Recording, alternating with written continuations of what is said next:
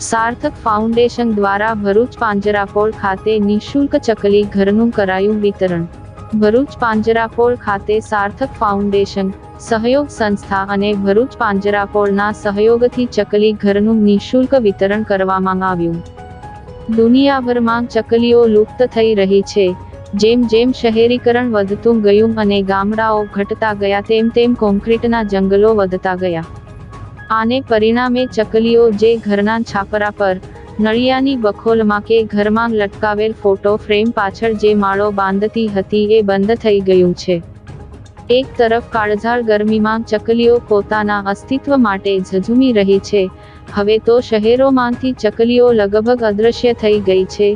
ચકલીના અસ્તિત્વને બચાવવા માટે ઘરમાં એક નાનું કૃત્રિમ ચકલી ઘર બનાવીએ કે જેથી ચકલીઓ ત્યાં આવે, ઈંડા મૂકે અને એના બીજા બચ્ચા થાય। ચકલીના અસ્તિત્વને બચાવવાના શુભ આશય હેઠળ સાર્થક ફાઉન્ડેશન, સહયોગ સંસ્થા અને ભરૂચ પાંજરાપોળના સહયોગથી પાંજરાપોળ ખાતે ઉપસ્થિત આગેવાનોના હસ્તે ચકલી ઘરનું નિઃશુલ્ક વિતરણ કરવામાં આવ્યું હતું।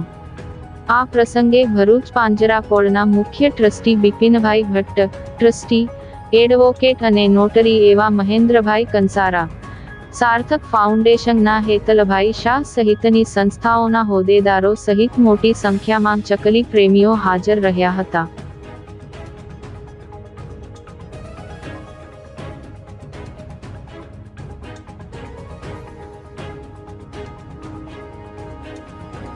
કે જે લોકો ઇન્ડિવિડ્યુઅલ હોય, જીવદયામાં માનતા હોય, સંવેદનશીલ હૃદય ધરાવતા હોય, એમને થતું હોય કે ભાઈ આ પક્ષીને બચાવવા જોઈએ, આ પક્ષીના રહેઠાણ માટેની કોઈ યોગ્ય વ્યવસ્થા કરવી જોઈએ, પણ એના માટેનું કોઈ એક યોગ્ય પ્લેટફોર્મ ન મળતું હોય, તે પ્લેટફોર્મ આપવું એ અમારી પવિત્ર ફરજ છે કે અમારી સંસ્થાની પણ મૂળ જે કાર્ય છે એ જીવદયાનું છે।